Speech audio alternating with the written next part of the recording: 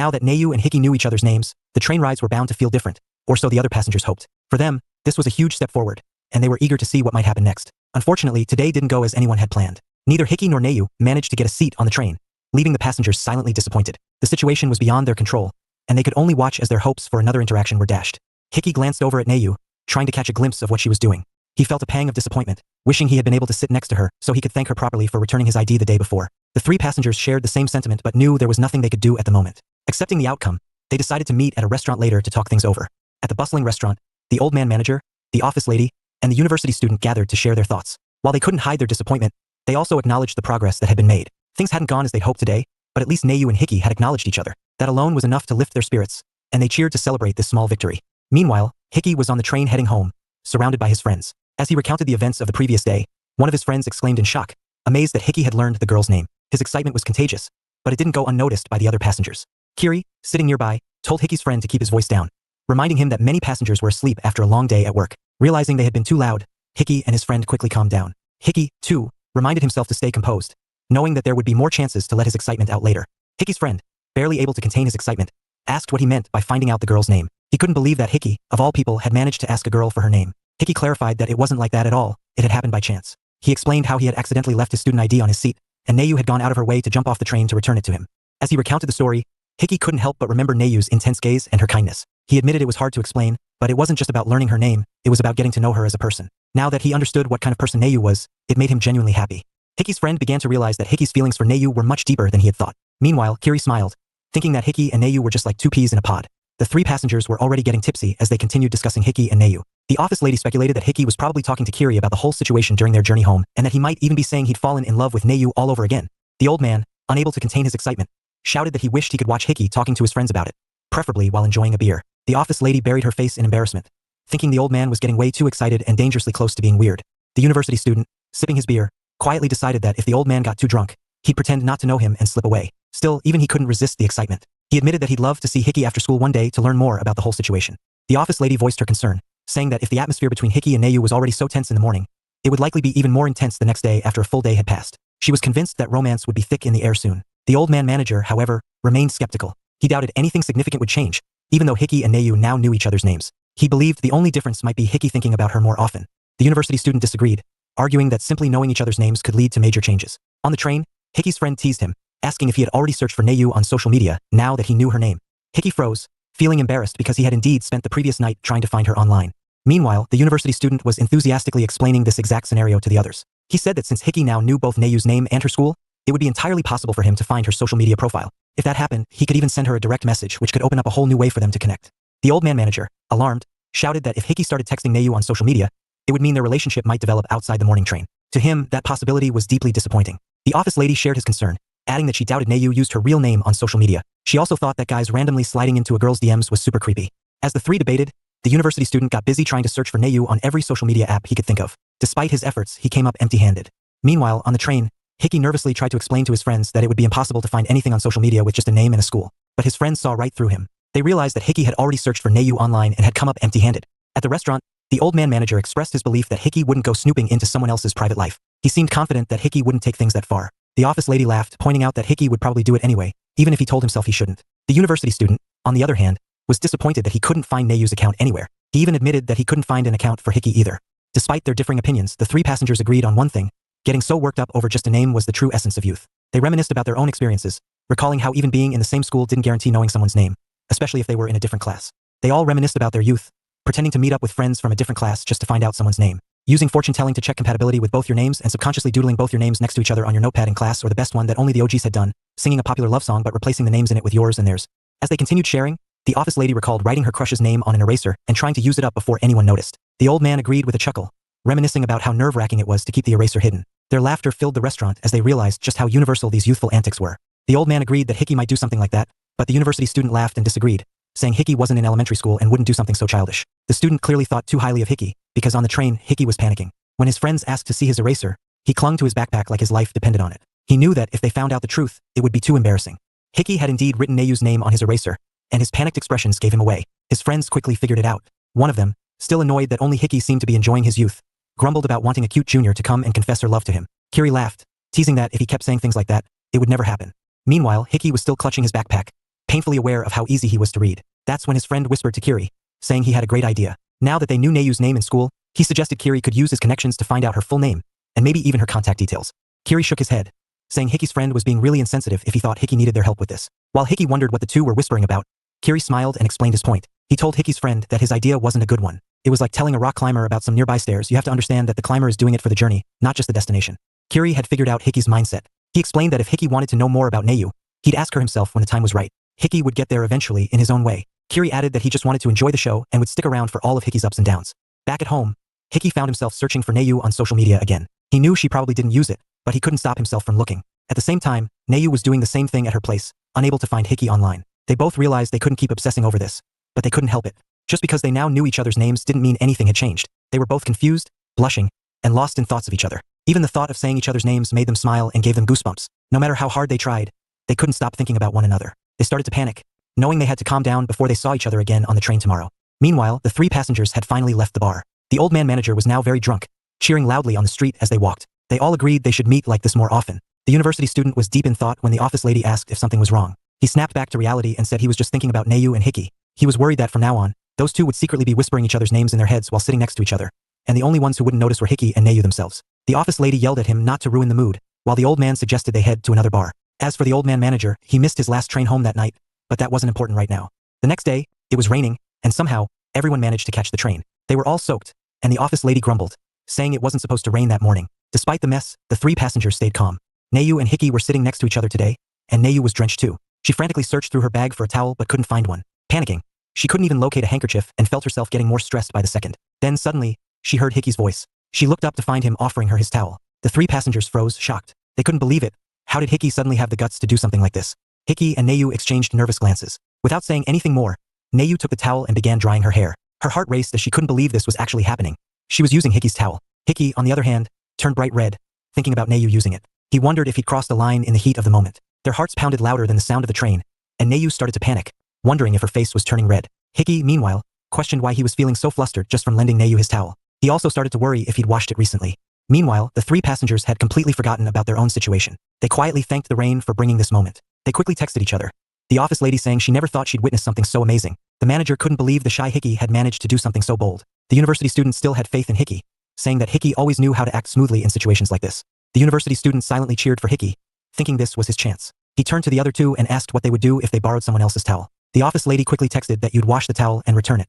The university student responded, saying that's the usual thing to do, but what if you didn't have each other's contact information? The office lady and the old man were shocked, slowly starting to piece together the puzzle. The university student agreed, texting that it didn't matter if you arranged to meet up or sent it to their address.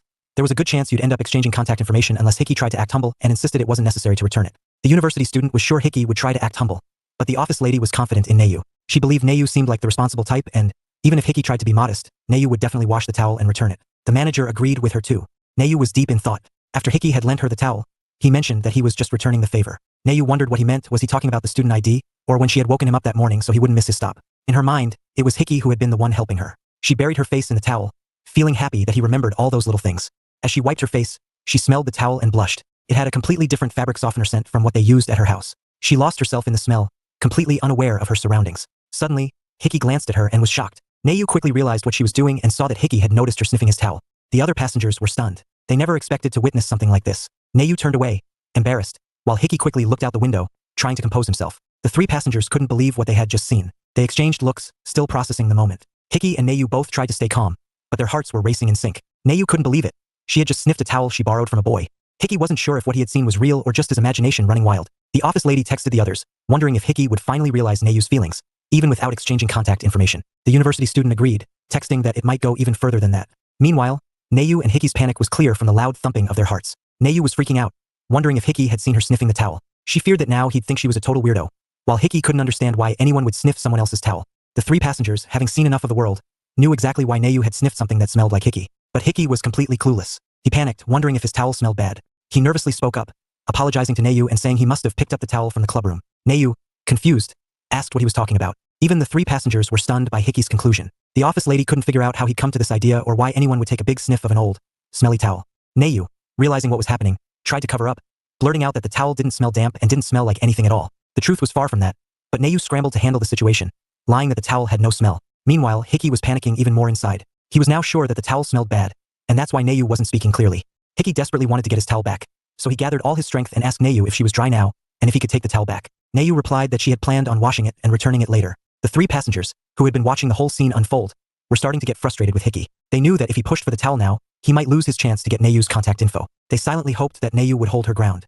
While Hickey was trying to figure out how to get the towel back, Neyu was in a bit of a panic. She knew it was her fault for sniffing the towel earlier, even though it didn't smell bad at all. But Hickey had misunderstood. She thought the situation would be resolved if he just smelled the towel himself to confirm it. However, as she thought about giving it back to him for that reason, she suddenly remembered that she had just used the towel to wipe herself. Her face went bright red, and she quickly insisted that she would definitely wash it before returning it. Hickey, however, wouldn't let it go. He told her not to worry about it, but Neyu wasn't sure if the towel would smell strange now, and she didn't want to risk it. She argued and pleaded, asking if she could at least wash it first, but Hickey was firm. Then, in a moment of desperation, he blurted out that he needed the towel for his gym class later. Neyu quickly countered, saying she'd just buy him a new one and suggested they go to the store before school. The three passengers were on the edge of their seats, unable to handle the roller coaster of emotions. Suddenly, Neyu jumped up, and Hickey quickly apologized, realizing he'd made her uncomfortable. But Neyu insisted that she wasn't just being polite, she truly meant it. Neyu looked at Hickey, clutching her bag tightly. Blushing, she yelled out that the reason she smelled the towel was because it smelled really good. She was about to say his name and explain the real reason, but suddenly stopped herself. The three passengers gasped at her confession, but they were disappointed when Neyu didn't finish what she was about to say. Hickey started to blush, wondering if Neyu was about to say his name, but she quickly added that she just smelled a different fabric softener than the one they used at her home. Both Neyu and Hickey settled back into their seats, and Neyu nervously said she would wash the towel and return it. Inside, she was still panicking over almost saying Hickey's name. Hickey, on the other hand, agreed that it was fine but couldn't help wondering if she had actually said his name. He quickly dismissed the thought as just his imagination. The three passengers were beside themselves, fully understanding what had just happened. They were eager to see what would happen next, but their imaginations ran wild, imagining things far more dramatic than what actually happened. The next day, Neyu returned the towel to Hickey on the train and thanked him.